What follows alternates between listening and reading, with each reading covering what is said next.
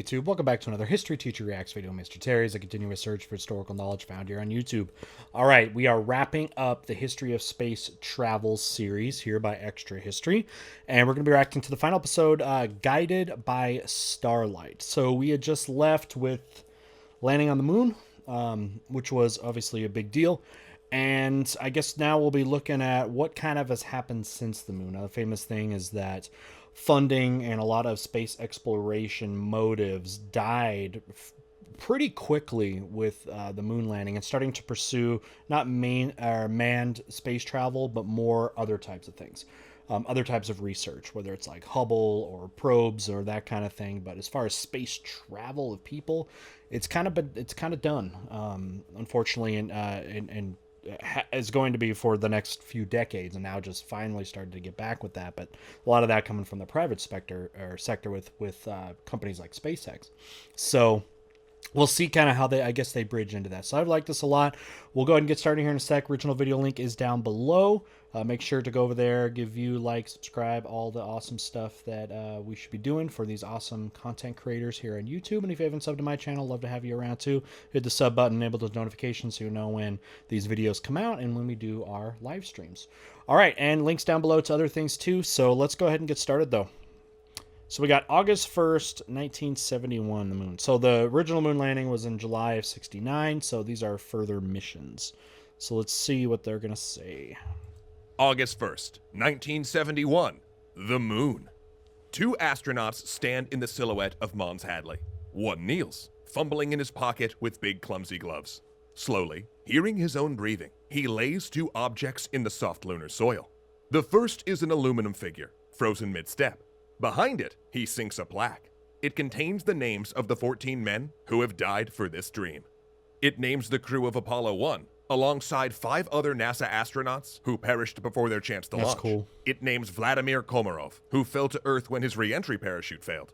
It names the crew of the Soyuz 11, the first to man a space station, asphyxiated when their return capsule depressurized. And it names Yuri Gagarin, the first man in space, killed in a freak training crash. Oh, I did not know that's what happened to Yuri afterwards. So you see that with what they're doing there is it wasn't just Americans that they were putting up there. They understand this was like a human effort, and I think that's cool. Astronaut straightens. It's time to go. Apollo 15's mission is nearly over, and humanity will only land twice more on the moon. He gives the plaque a final look. It's the last time human eyes will see it, until we return. Which current plans are trying to do that sort of thing in the near future. But This still gonna be final a while. chapter of our History of Space Travel series is brought to you by the Space Ninjas at Digital Extremes, creators of my favorite free-to-play shooter, Warframe. Space Ninjas. Check out their most innovative expansion yet, Empyrean, at the link below. And stick around after the episode to learn how you can win What a sponsorship. I got Warframe to do the whole $250,000 towards a series. real-life trip to outer space. Pretty cool. Landing cool a crew on the moon partnership. was arguably the greatest technological achievement in human history. Really is. It was also probably the worst thing to ever happen to NASA. With the space race won and national prestige no longer on the line, over. the public quickly lost interest in further missions. Voices who had long objected to the expense of NASA's budget, money they argued could be better spent on social programs, grew louder. NASA soon found itself having to scale back and fight for funding, a process that became more difficult now that every project paled in comparison with the romance of Apollo. Because it's like, I mean, in reality, what is next? Like, permanent settlements on the moon and space stations or something like that? Like, is that necessary? That sort of thing. Going to Mars is decades away in being technologically possible and still very far from today. So you could see that a little bit, and that's probably why they, got away from the manned stuff like that. But it is difficult, and it is kind of sad. And again, it was especially sad that after Apollo 11, the first mission that went to the moon, the next couple over the next couple years just were like, it's amazing how people thought it was just like now routine. It was like a just routine thing to go to the moon. And maybe a lot of this was amplified by the Apollo 13 accident with those pilots those astronauts that almost died. We're very lucky to even survive that. Hey, this isn't worth it anymore. Over in the Soviet Union, things weren't much better. The Soviets' N-1 rocket was designed for exactly one goal: to beat Apollo. And with that mission a failure, Korolev's old rival, Glushko, finally got an opening to settle their score. He took over the N1 project and destroyed it. Like, literally, actually destroyed it.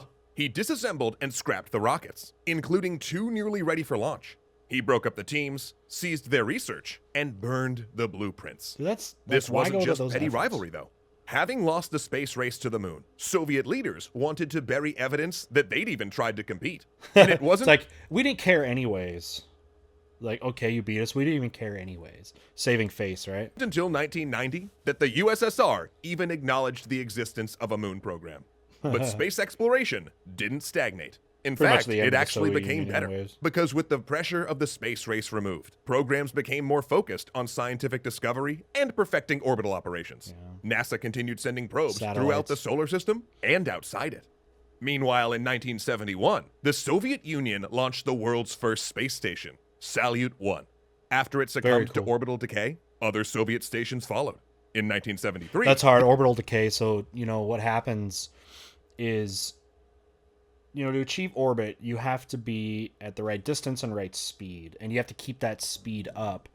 And your anything you put in orbit, it's not usually going to be there forever, because there is still some, I think, kind of friction and things like that can slowly, with some environmental particles, slow that down. And once it doesn't achieve its orbital speed, then it's going to not be able to defeat, the pull of gravity and then get that pulled in. So they have to, if you want to keep a satellite or space station up, you have to keep it at the right speed. So you have to give it a boost, which, just think how hard that is. the United States revealed its own troubled research station, Skylab. Damaged during launch, its first crew had to figure out how to repair the vessel in orbit. A frustrating experience, but one that proved the operation was possible. Then, in 1975, a hatch opened and everything changed. On one side, in the last Apollo craft to fly, floated an American astronaut. On the other, in a Soyuz model, was a Soviet cosmonaut. And somewhere over West Germany, they shook hands, a symbol of the thawing Cold War and Very the cool. beginning of international cooperation in space. And it came That's been one of the best things. It basically, since the Cold War ended, the cooperation has been very good. You get things like the ISS, International Space Station, which has it's multinational. There's many different people that go up there and they work together. And just what spawned me to, or inspired me to do this, to try to cover this series too, was the big SpaceX launch where they actually put a person up to the ISS. And that could change the relationship a little bit, because what was happening is the American space shuttle program ended nearly 10 years ago. And since then, the Americans were unable to put their own astronauts into space, pretty much, especially the ISS, from American facilities. They'd always gone to Russia, which of course is very expensive. And now the SpaceX thing is, now NASA is going to use SpaceX to launch and be able to launch from, Florida and things like that. So from America. So we'll see what the relationship is going to be like here. Hopefully it stays positive, though. just in time to save the Soviets' next project, the space station Mir. With its first module launching in 1986 and the last installed in 1996, Mir was the first station to be assembled in orbit. But the fall of the Soviet Union put the project in jeopardy. So with budget cuts hitting both NASA and the new Russian Federal Space Agency, the two decided to join forces. NASA's reusable space shuttles made runs to Mir, ferrying astronauts and cosmonauts of various nations. And by the time it deorbited in 2001, people from the UK, Japan, Syria, Bulgaria, France, Germany, New one. Austria, Slovakia, and Canada had all worked on Mir. It had become, inadvertently, a test bed for the International Space Station, which is helping us learn about what's needed to support human life during the long gulf between heavenly bodies. And make no mistake, that is the goal. Much like Gemini laid the technological groundwork and developed the knowledge needed for Apollo, our operations today are building towards supporting human travel and habitation in deep space. In fact, multiple countries, from China to Japan to the United States, are currently ramping up for the first step, a return to the moon. Yeah. This year, For NASA that, was it last year that the Chinese put a lander down, I think on the dark side of the moon? And then I want to say, I don't know if that was it was in the last couple of years or so. And then I think Israel did. They did, but I think it crashed. I don't think it survived, if I remember right. I can't remember some of those things, but yeah, people are still trying. I mean, especially now, trying to do moon-related missions. Not sure exactly what year the last. Well, they kind of said in the early 70s, but it's been decades now since people have gone to the moon. That's, going to be the next step. But they kind of have to get back to just landing stuff on there again, which, again, it's been a while because pursuits have been in other things. It was like, what more do you have to learn from the moon? Accepted a presidential challenge to return to the moon by 2024. This time, though, the goal isn't just to land, but to stay there. And the linchpin of this plan is the Gateway, a space station that could stay crewed in lunar orbit and navigate itself over any part of the moon's surface. That would be useful. Gateway would provide a stepping stone Permanent for both lunar- lunar expeditions and eventual Mars missions, assisting with research, communications, and logistics orbit. for crewed bases. From there, lunar bases will explore the moon for clues about the solar system's development and experiment with extracting cool. water from lunar ice. And the next step would be a 150-day manned mission to Mars in the 2030s. But I bet you're wondering, what about after that? What about deep space? Well, folks, pressurize your speculation suits, or your warframes if you're lucky enough to be an operator, because there's a lot of ideas on how we get from here to the stars. Humanity's first step out into the black will start with those moon bases, as well as those on Mars. At first, those will be small scientific outposts. Think like the current research stations in Antarctica, made from modular habitats gradually brought with us, or built with locally made construction materials like Mooncrete. They might even use local soil to grow food. Though, to be fair, the Mars dirt is toxic, so there might need to be some treatment first. The overall goal being to learn how to sustain life on a foreign planet. However, life support is only one consideration. We also need a revolution in propulsion systems. Fuel currently takes up far too much weight on a spacecraft, and we also need engines that will get us from one world to another without everyone dying of old age. That's all. I mean, yeah, because they can get.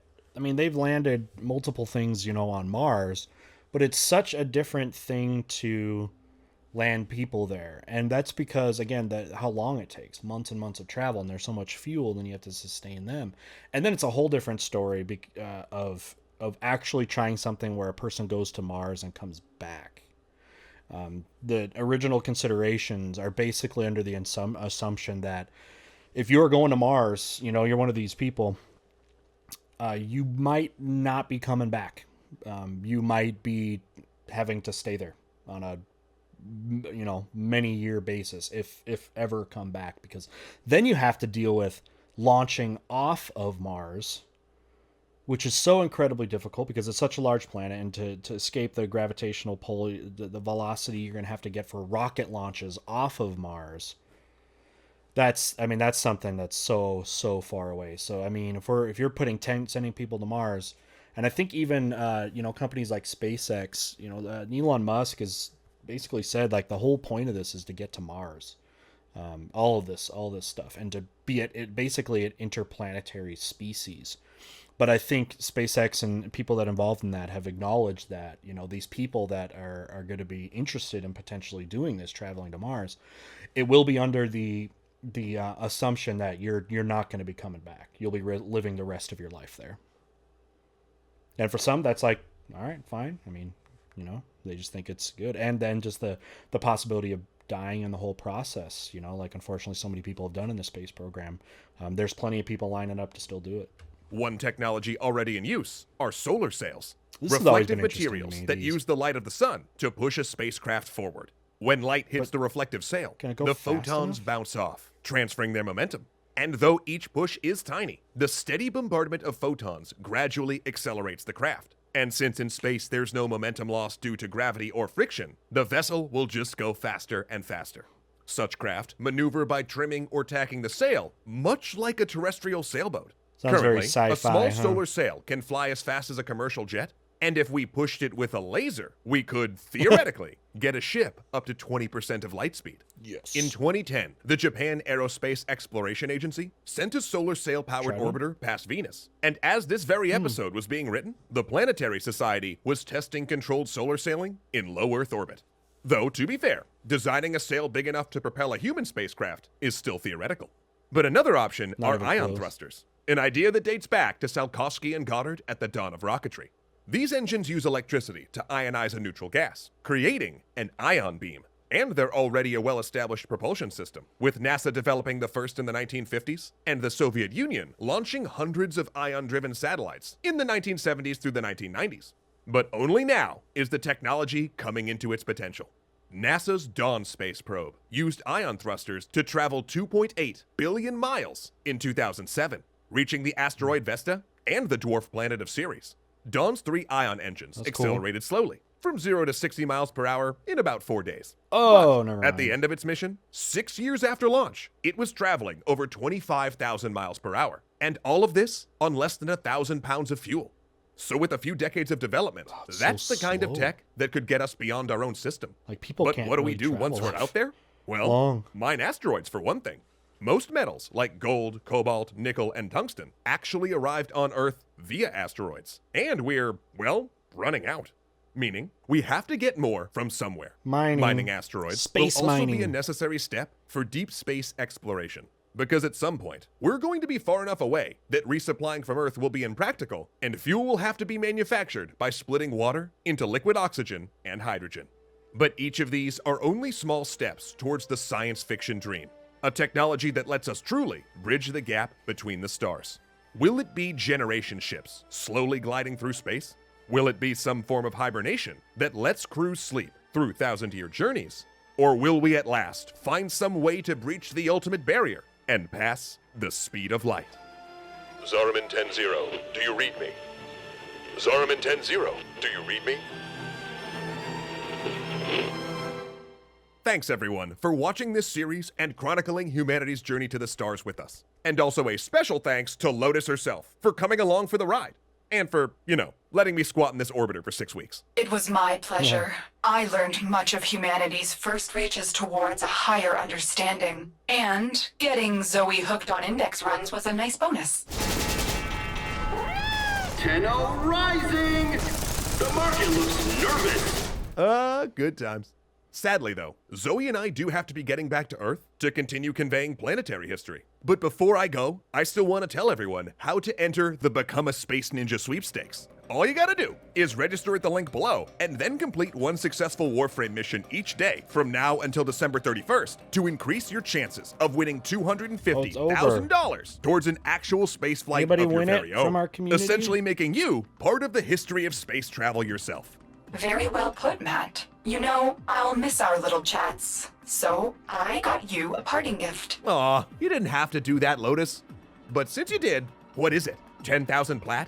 Keys to a new railjack? Prime access to all the snacks in DE's break room? Even better, the fastest ride home. Fastest ride home? What are you? You're out. I appreciate the sentiment, Lotus. I've just never really been good at Arcwing piloting. Safe travels, my odd animated friend. Goodbye. All right. Well, back to the kind of the final message there. There's multiple reasons why manned space exploration is slowed down. I mean, one, of course, is budgets, but also we've reached such a gap of what would be like a huge gap between what is required to make those next things. Like to put something permanently on the moon is just so far ahead of what it requires just to get someone there and back. And then multiply that many, many, many times for something like Mars. And there's just these huge gaps, again, of what's required that are really hard to do and are going to take a long time and a lot of investment and continued interest for multiple generations, which of course is hard to do, especially with all of the other needs and issues that countries go through to have this there. And it seems too that so much of what makes it justifiable too is the practical uses of this kind of developing these types of technologies. What's the practical use for society and that sort of thing? Because when it comes to politicians and the people that get behind on funding this kind of stuff, they have to answer, to voters, and voters want to know, what's in it for them. What is this good for? Because obviously we're going to be sacrificing those funds that could be used for other things like they're talking about here, using for social programs of the late 60s and 70s and into 70s, where you allocate that type of money. Obviously, you have to have a strong economy. If you don't have a strong economy, you don't have that kind of income in your nation to be able to spend on things like that may not see an immediate return on investment. It has to be so much of that, it seems like, promoted by just the sense of discovery and science, and less about maybe some of the practical day-to-day uses. But we know that from the space program, a lot of things did come out of that. And maybe that's something we could look into another time, is what other technologies were kind of used for practical uses for everyday societal use from researching these types of things. And if it seems like those that are in charge are going to have to make sure that is a priority, to make sure these things get long-lasting interest so these can happen. And I personally hope it does. I think it's a really important part of our for humanity to continue doing these scientific and exploration projects, while at the same time balancing the needs of society that we have today and taking care of ourselves and our planet and all that, and that sort of thing before we start thinking about this other stuff. So anyway, I have loved this. I'm a big time space nerd. I love it. It's one of my other little hobbies that I have of many pursuits. So hopefully this was cool to kind of mix that, the science, the astronomy and all that stuff with the history. Thank you for joining me on this. All right, again, I want to give a special thanks to Extra History for continuing to make this awesome content and being supporters of what we do here.